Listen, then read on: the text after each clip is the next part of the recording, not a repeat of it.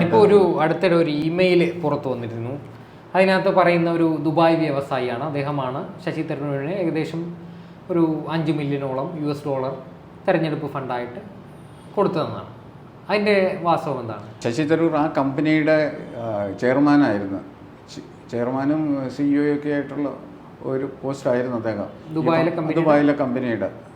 അതിനകത്ത് ആ ഫണ്ട് അദ്ദേഹം ഇതിന് വേണ്ടിയിട്ട് അതിൻ്റെ ഈ ഉടമസ്ഥൻ തന്നെ എന്നോട് പറഞ്ഞിരുന്നു, ശശി ചേട്ടന് വേണ്ടിയിട്ട് ഞാൻ ഈ ഫണ്ട് മാറ്റി വെച്ചിട്ടുണ്ടെന്ന് പറഞ്ഞു. പിൽക്കാലത്താണ് ഞാൻ അറിഞ്ഞത്, എത്രയാണ് ഏതാണെന്നൊക്കെ ഞാൻ പിന്നീടാണ് അറിയുന്നത്. അപ്പോഴത്തേക്ക് അതൊരു 25-30 കോടി രൂപ അതിന് വേണ്ടിയിട്ട് എന്നോട് പറഞ്ഞിരുന്നു. അതിപ്പോൾ കോൺഗ്രസ് പാർട്ടിക്കും മറ്റുള്ളവർക്കൊക്കെ കൊടുക്കാൻ വേണ്ടിയിട്ട് ഉള്ള ഫണ്ടാണെന്ന് പറഞ്ഞിരുന്നു. അത് ആർക്കൊക്കെ എത്ര കൊടുത്തിട്ടുണ്ടെന്നൊന്നും ഞാൻ വഴിയായിട്ട് ആർക്കും കൊടുത്തിട്ടില്ല, എനിക്കും കിട്ടിയിട്ടില്ല, ഞാൻ മേടിച്ചിട്ടുമില്ല. എന്നാൽ ആ ഒരു നന്ദി അദ്ദേഹം തിരിച്ച് പ്രകടിപ്പിച്ചില്ല എന്ന് പറയുന്നത് സത്യമാണോ? ഈ നന്ദിയുടെ അർത്ഥം പോലും അറിയാൻ പാടില്ലാത്തൊരു വ്യക്തിയാണ്.